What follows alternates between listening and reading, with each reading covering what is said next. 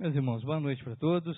O texto é Lucas capítulo 2, do verso 41 em diante. Eu vou ler, os irmãos podem acompanhar aí na Bíblia de vocês. Diz assim: Ora, anualmente iam seus pais a Jerusalém para a festa da Páscoa. Quando ele atingiu os 12 anos, subiram a Jerusalém segundo o costume da festa. Terminados os dias da festa, ao regressarem, permaneceu o menino Jesus em Jerusalém, sem que seus pais o soubessem. Pensando, porém, estar ele entre os companheiros de viagem, foram caminho de um dia e então passaram a procurá-lo entre os parentes e os conhecidos. E, não o tendo encontrado, voltaram a Jerusalém à sua procura. 3 dias depois, o acharam no templo, assentado no meio dos doutores, ouvindo-os e interrogando-os. E todos os que o ouviam, muito se admiravam da sua inteligência e das suas respostas. Logo que seus pais o viram, ficaram maravilhados. E sua mãe lhe disse: Filho, por que fizeste assim conosco? Teu pai e eu aflitos estamos à tua procura. Ele lhes respondeu: Por que me procuráveis? Não sabias que me cumpria estar na casa de meu pai? Não compreenderam, porém, as palavras que lhe dissera. E desceu com eles para Nazaré, e era-lhes submisso. Sua mãe, porém, guardava todas essas coisas no coração. E crescia Jesus em sabedoria, estatura e graça diante de Deus e diante dos homens. Senhor, mais uma vez, nós precisamos de algo especial do Senhor, do Teu Espírito, para nos abençoar na leitura e no entendimento da Sua palavra. Nesses dias que vamos conversar sobre família, vamos repensar nossas famílias, nossa maneira de viver em casa, nós queremos que a Tua palavra molde os nossos relacionamentos e nos ensine aquilo que é preciso ser feito, acontecer, que milagres aconteçam nas nossas casas, porque nós precisamos. Nós temos muita gente perdida, às vezes, dentro de casa, gente deslocada, muita coisa precisa ser feita, mas só o Senhor pode fazer, a gente não dá conta. Que a Sua palavra seja um instrumento para esses milagres acontecerem em cada lar nosso aqui. Nós te pedimos em nome de Jesus.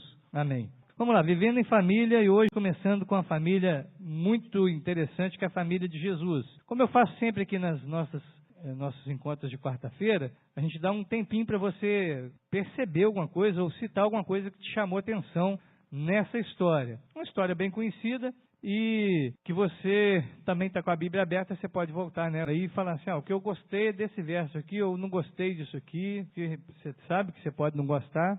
Está livre para não gostar, você só não pode desobedecer, mas você pode achar estranho alguma coisa na Bíblia. Pode ser que alguma coisa não te soe bem, mas é importante que você coloque isso com sinceridade diante do Senhor. Então, nesse momento, está aberta aí a oportunidade para você dizer assim: isso aqui me chamou atenção nessa história. O que te chamou atenção de forma positiva, negativa, não importa, nessa história que a gente acabou de ler.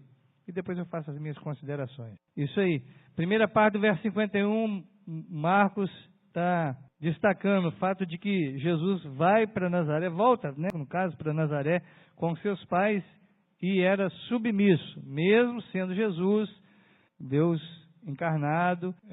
Há uma tendência, pelo menos no meio da teologia, de se entender que até o próprio Jesus foi aos poucos tendo conhecimento da sua divindade, mas isso não faz diferença. O fato é que ele está ali e ele tem vislumbre, sabe da sua posição, sabe do seu chamado, tanto que na hora que a mãe fala com ele, ele fala: eu tinha que estar aqui mesmo, aqui que era o meu lugar, aqui no templo, mas ele volta para casa porque ainda não estava no momento certo dele assumir o ministério, que só vai começar com quantos anos mesmo, meus irmãos, que o ministério de Jesus público se inicia? Com 30 anos. Então, aqui ele está com 12.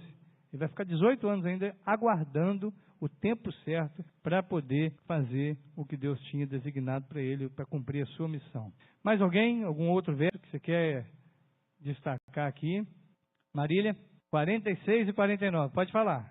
3 dias demoraram para achar, né? Boa. E ele estava no tempo. Por que demoraram 3 dias? Puxou um assunto bem interessante, Marília. A gente, no geral, procura adolescente aonde? Se tiver no shopping, você vai aonde? Onde tem jogo, no fliperama, aqueles brinquedos que tem lá, ou no cinema, na lanchonete comendo, né? Acho que o primeiro lugar que deve procurar é na praça de alimentação, porque o bichinho come mesmo. Adolescente é come com força. Eles demoraram 3 dias para achar porque estavam procurando em outros lugares, só depois que foram procurar na igreja. E isso mostra que os pais estavam errados a respeito de Jesus aqui, não tinham percebido ainda a linha de Jesus, o que ele estava pensando, não tinham conhecimento disso. Mas sabe o que me chama a atenção, meus irmãos? Eu queria pensar aqui, é que eles estão passando por uma crise. Porque quando passa a crise na minha casa e na sua, a gente fala assim, tá, eu sou um pecador, minha mulher é uma pecadora, meu menino é um pecadorzinho, e a gente até, de alguma maneira, dá uma aliviada nesse negócio, porque a gente fala assim, é normal ter problema e tal, tende a pensar que sempre é por causa do pecado. Mas Jesus pecou? Uma pergunta que eu tenho que fazer para você, eu preciso da sua resposta correta. Algum dia Jesus pecou? Você acredita nisso? Então, não tem condição da gente acreditar que Jesus pecou, correto? Não tem como, não pecou. Mas ele ficou sumido, ele deixou os pais preocupados, ele deixou os pais meio que arrancando o cabelo das cabeças aí para poder achá-lo, 3 dias. Depois nem vai ver por causa de que demorou 3 dias, mas pensa bem, alguma coisa está acontecendo e não é pecado. É apenas um problema de família. Nós não temos que atribuir todo tipo de problema, todo tipo de desajuste, desencontro ao pecado, ao diabo. Agora, a gente tem a tendência de caçar um culpado. Nós não temos esse costume aqui de botar culpa em demônio, mas a probabilidade da gente querer sempre achar o defeito em alguém por causa de algum desencontro, por causa de algum desarranjo, é muito grande, não é? Não é fácil para a gente entender determinadas situações, algumas fases que vão acontecendo. E para mim essa história ilustra muito bem que tem coisa que acontece que causa ansiedade, que causa transtorno, que causa desencontro, e nem por isso é um ato pecaminoso. São apenas fases que estão sendo desenvolvidas, questões que estão acontecendo, que por natureza trazem realmente um certo, assim, não saber o que fazer. É natural isso acontecer. Você consegue entender isso? Jesus saiu e sumiu. 3 dias demoraram para achá-lo. A cidade estava lotada, Jerusalém estava em época de festa. Gente do mundo todo, e judeus, né, de tudo quanto é lugar, ia para lá naquele momento. E na hora de voltar, tumulto também.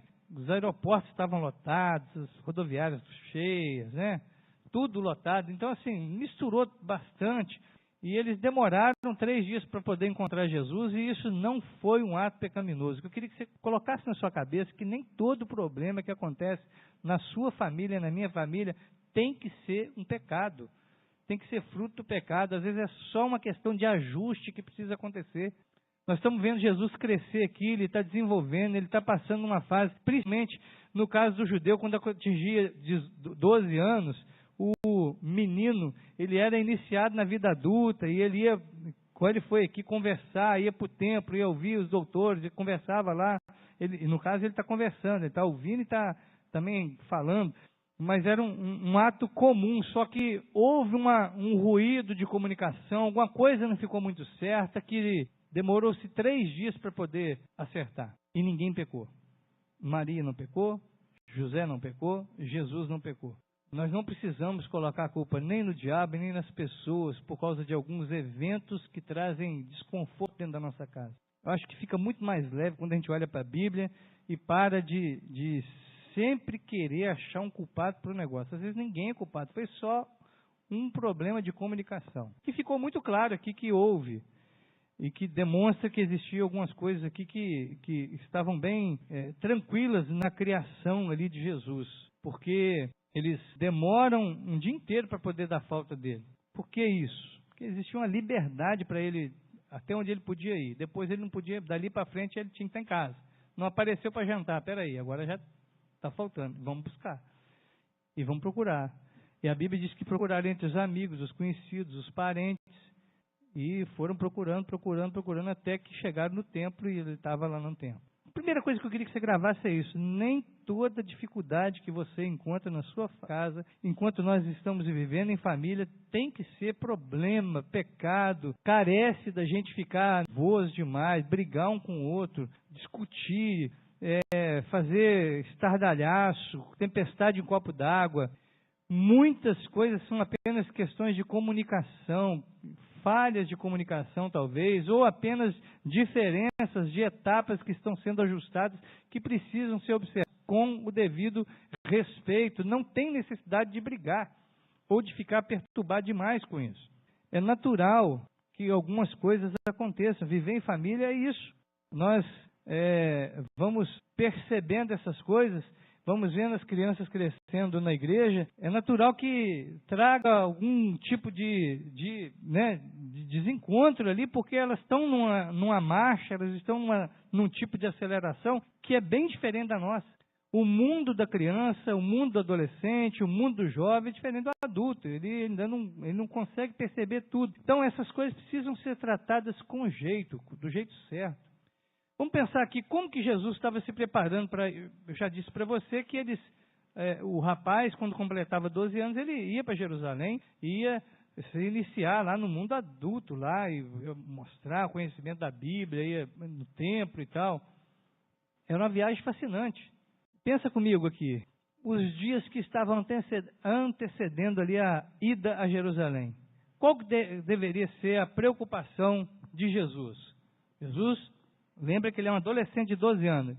Nós não estamos falando de Jesus com 30 anos, começando seu ministério, pregando o evangelho, curando enfermos. Nós estamos falando do rapaz que acabou de fazer 12 anos. Você acha que ele estava preocupado com o quê?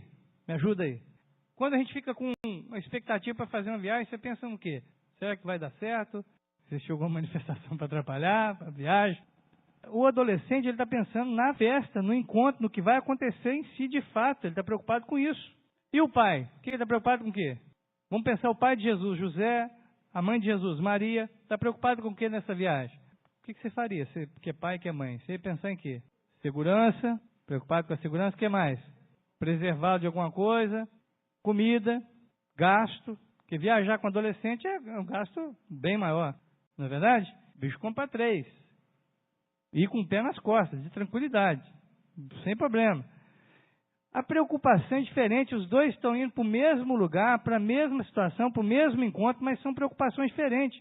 O pai deve estar assim, vocês que não vão viajar, vocês podem cuidar aqui das galinhas, eu vou deixar o suficiente para vocês cuidarem dos animais, vigiar nossa casa, nossos bens. E o adolescente está falando assim, quando eu chegar em Jerusalém, como é que será Jerusalém? Como é que vai ser? Cada um está com expectativa diferente, todo mundo indo para o mesmo lugar, só que cada um tem um tipo de visão daquilo que vai encontrar lá na frente. E isso em si, às vezes, já gera um certo transtorno.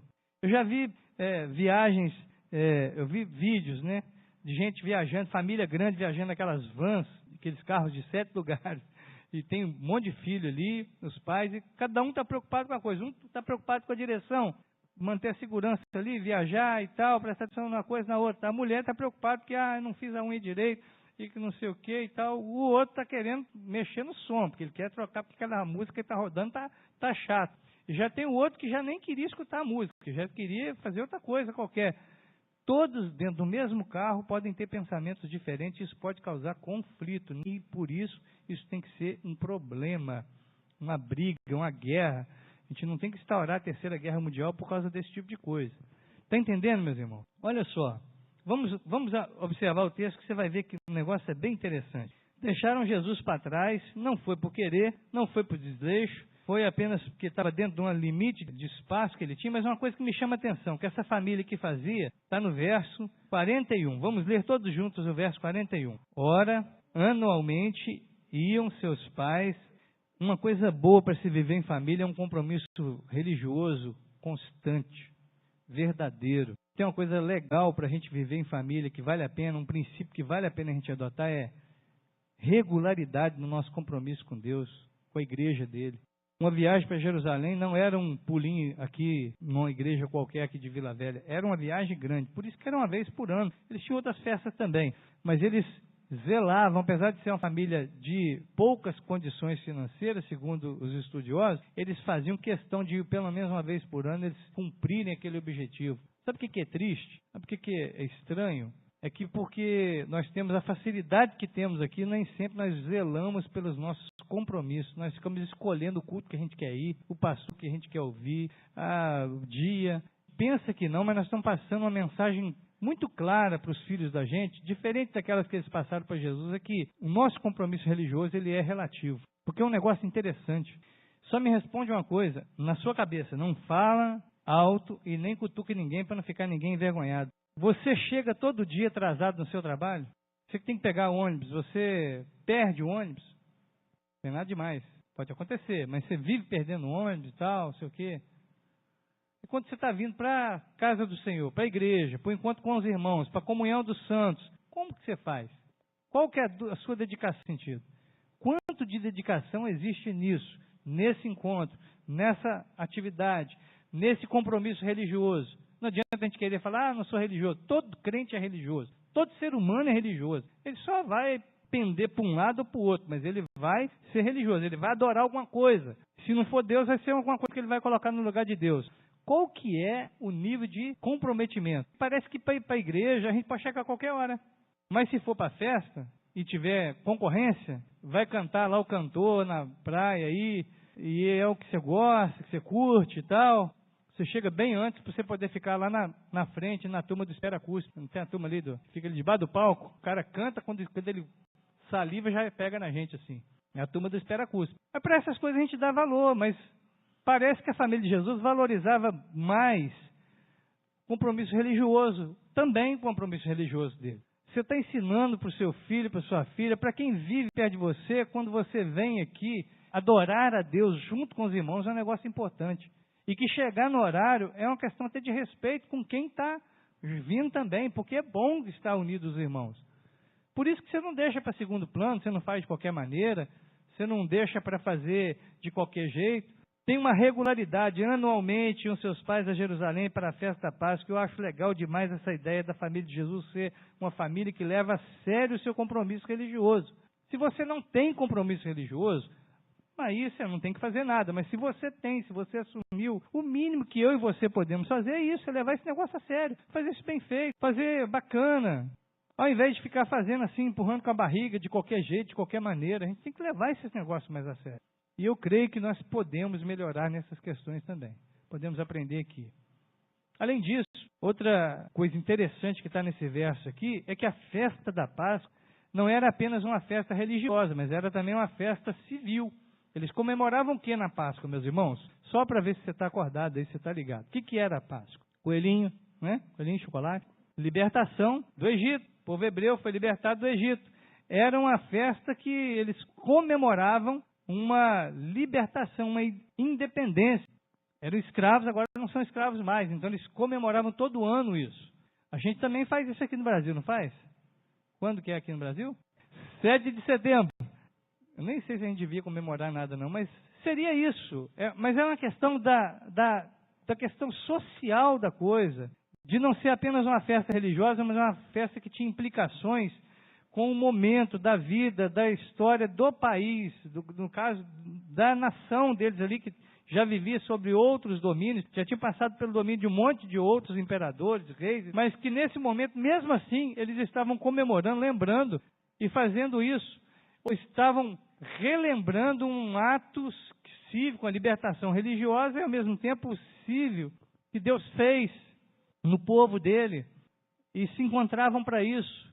Creio, meus irmãos, que nós temos muita fragilidade nessa área como igreja, porque a gente não sabe nem da história, a gente não tem muito o que fazer, a gente não se envolve com essas questões, e na hora que a gente se envolve, a gente só, às vezes, se envolve para poder rosnar, não para poder dar uma contribuição que seja realmente favorável. Eu acho maravilhoso que a gente pense que a igreja é algo que Deus criou para viver para fora e não para dentro, e por isso a gente deveria sim estar mais envolvido em outras questões. Por que não se envolver nas questões do lugar que a gente mora, do bairro que a gente mora? Talvez a nossa estrutura de cidade hoje, tem gente que mora num prédio que ali já é um bairro praticamente, numa cidade pequena. A quantidade de gente ali. E a gente nem sabe o que acontece ali, não se envolve com nada, não quer participar de nada. A gente é apático, sabe assim, totalmente apagado a respeito dessas coisas.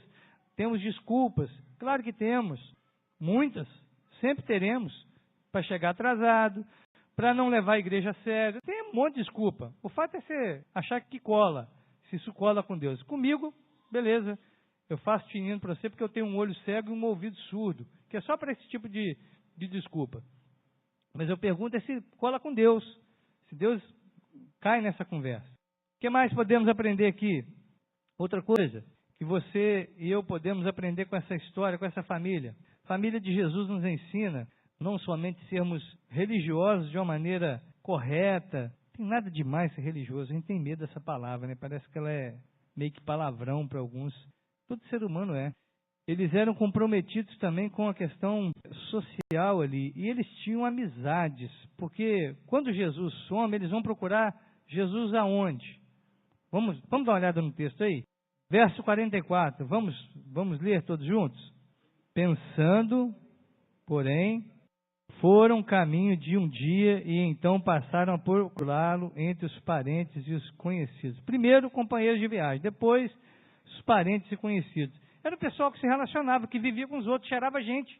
Um outro mal da nossa época é que a gente não consegue mais viver com as pessoas, a gente não mistura. Parece que a gente ficou intocável, se tornamos melhores, a gente não conversa com ninguém, a gente não tem amizades diferentes, companheiros de viagem não eram os amigos, tá? Depois é que foram com os parentes e com os conhecidos, porque companheiro de viagem é estranho, mas que podia estar ali. Eles misturavam com o povão.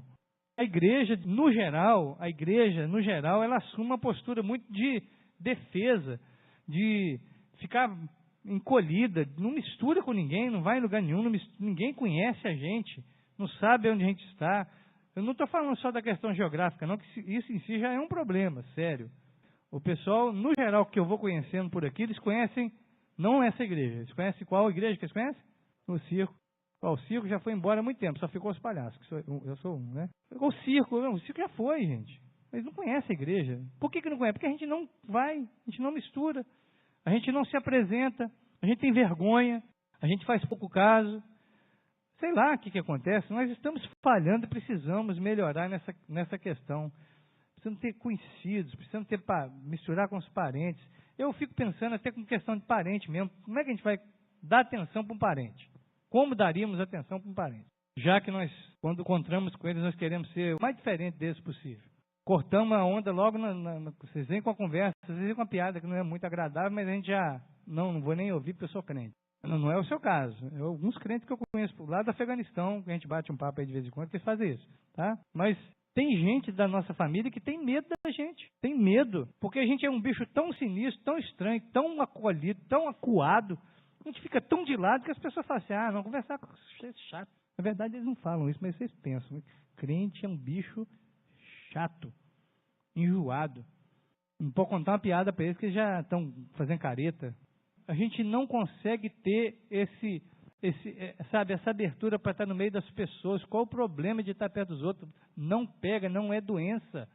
O problema que as pessoas têm é o mesmo que nós temos resolvido em Cristo Jesus. Eles estão debaixo da maldição do pecado, precisam de Cristo. Mas, no geral, são igual a nós mesmos. Ninguém que é bom, não. Ninguém que é bonzinho, não.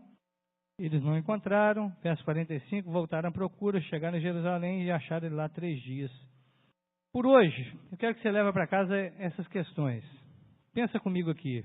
Toda família vai ter desencontro. As pessoas andam em ritmos diferentes. Elas têm preocupações diferentes. A idade traz preocupação diferente.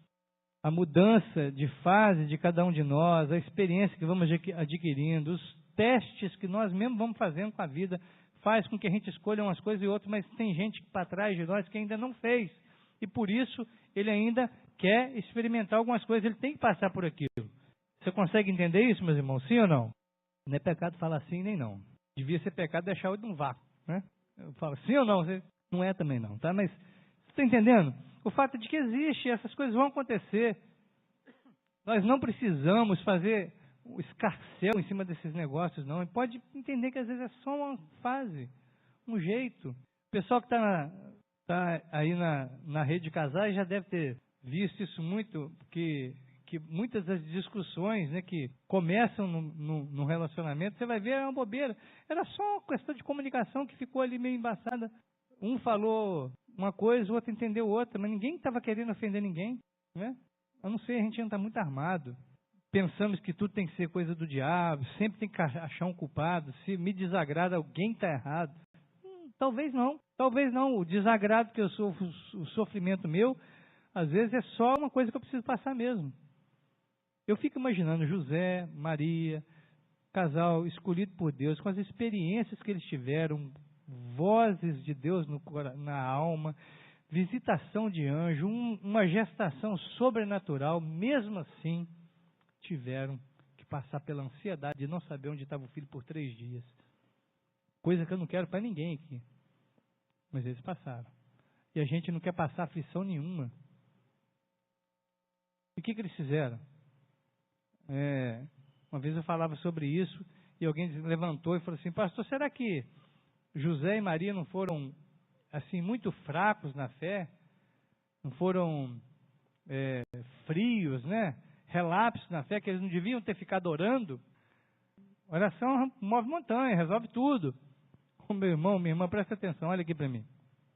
Você ora para Deus manter o filho em boas condições, em lugar seguro, mas é obrigação sua ir lá buscar seu filho, procurar seu filho. É o que eles fizeram. Eu duvido que eles não fizeram preces a Deus por causa dos filhos, por causa de Jesus. Duvido, fizeram, mas eles foram atrás. Nem muito céu, nem muita terra. Qual o problema? Ir lá buscar Jesus não é falta de fé, é ação natural da vida. É movimentar-se na direção daquilo que tem que se movimentar mesmo, a gente tem que fazer. E durante 3 dias, imagina o coração de Maria, imagina o coração de José. Você acha que estava bom o negócio? Dormir sossegado? Tranquilo? Vamos deitar, vamos dormir.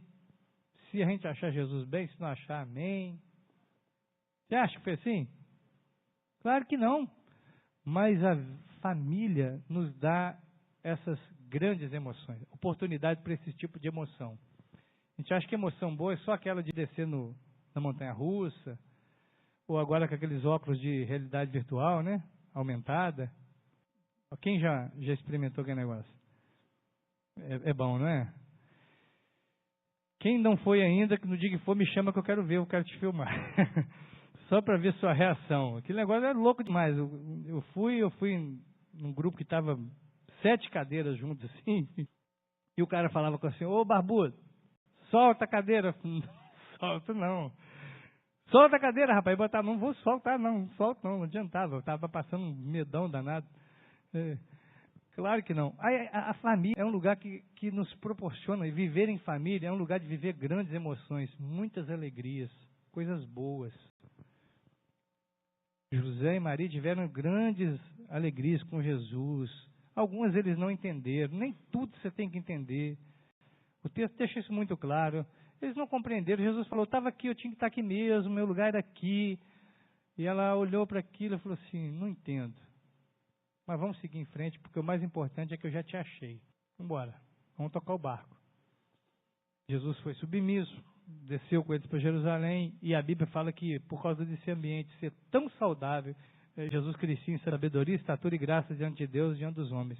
Um lar assim, uma família vive dessa maneira, quando ela encara os sustos que a vida traz, sem fazer daquilo um funeral antecipado, há espaço para que as coisas melhorem, para que emoções boas venham também.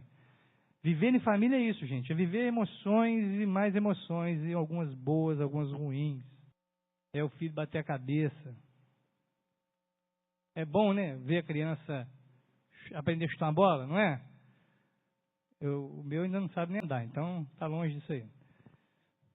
Mas não é legal? Mas e quando ele capota e corta, bate, corta a cabeça, corta alguma coisa? É bom esse tipo de emoção? Mas faz parte. Não dá para escolher só. Diz que tem uns mercados aqui em Vila Velha que você vai lá e você pede a carne e eles tiram tudo quanto é impureza da carne para te vender. Tem gente que quer viver a família desse jeito. Só quer a parte boa, só a parte que traz emoções que você acha que são positivas, que são as melhores, mas a da Bíblia, a família, até na família de Jesus, teve situações de: como é que é? Como? Cadê? Não está com você? Não, achei que estava com você. Vamos procurar. De repente estava com os amiguinhos ali, que eles estavam conversando, e esses desencontros vão acontecer. Mas lembre que isso aqui foi consequência de uma família religiosa que levava Deus a sério. Se você vive uma vida honesta e frequente e regular no seu trabalho, porque você entende que isso vai te ajudar, seu salário vai manter-se, você vai ter menos riscos de ser mandado embora, coisas do tipo.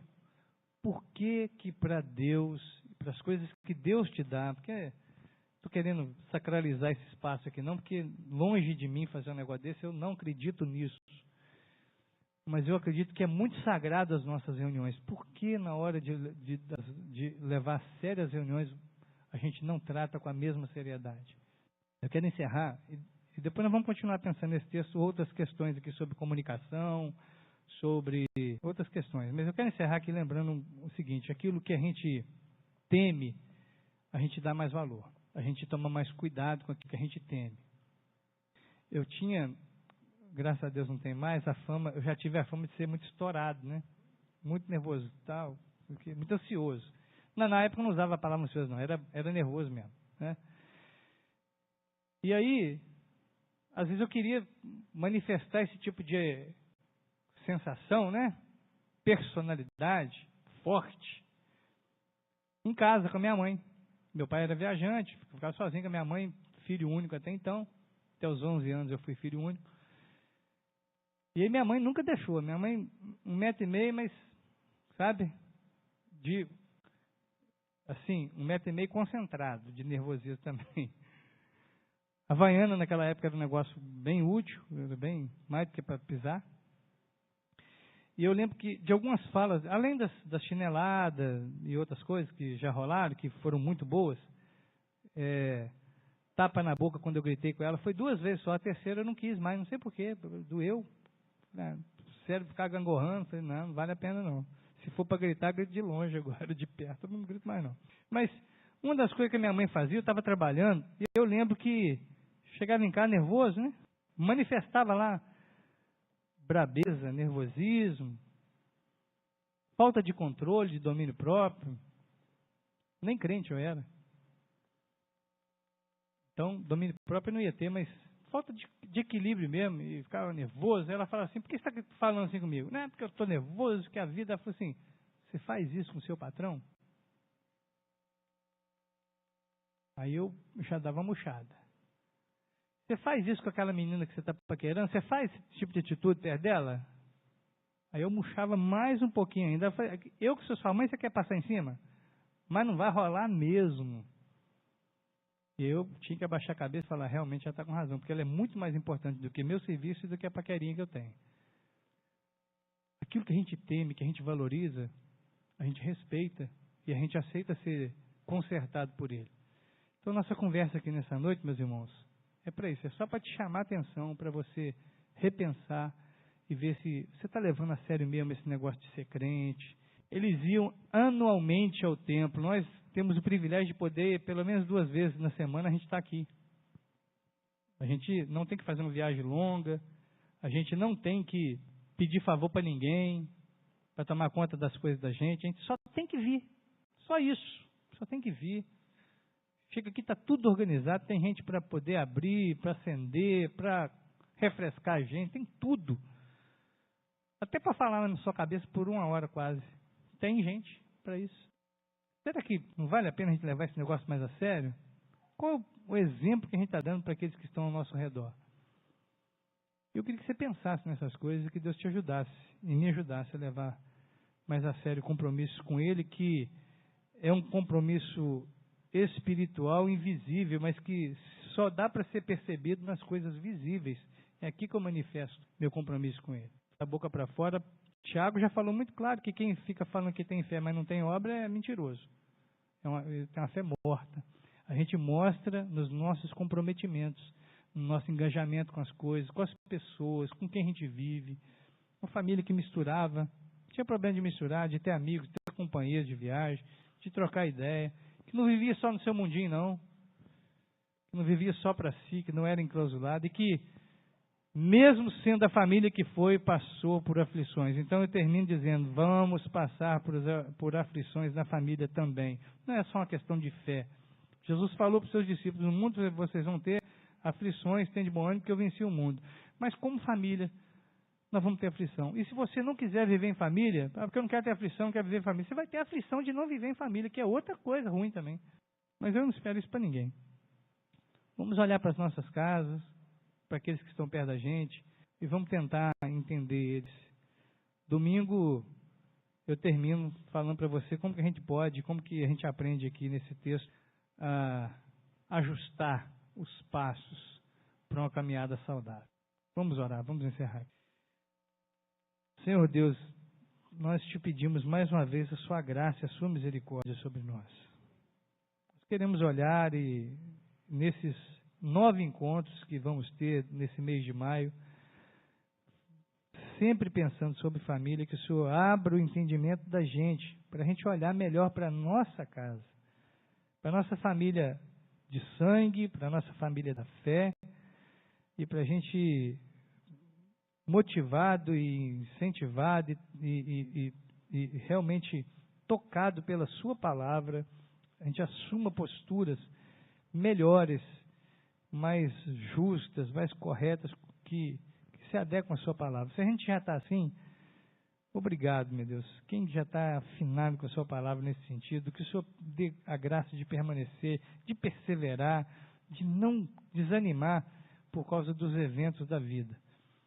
E quando vier as dificuldades, as interrogações gigantes, os momentos de compreensão, de comunicação atravessada, com ruído no meio, que a gente não corte os laços que nos unem. Que isso não sirva para nos separar, mas pelo contrário, para nos unir mais ainda e nos fazer perceber quanto que o outro, aquele que o Senhor colocou do nosso lado, aquela pessoa que o Senhor colocou do nosso lado, é importante para a nossa vida. Permite que seja assim, que a gente consiga enxergar essas coisas para a honra e para a glória do Senhor, através da sua palavra, em nome de Jesus. Amém.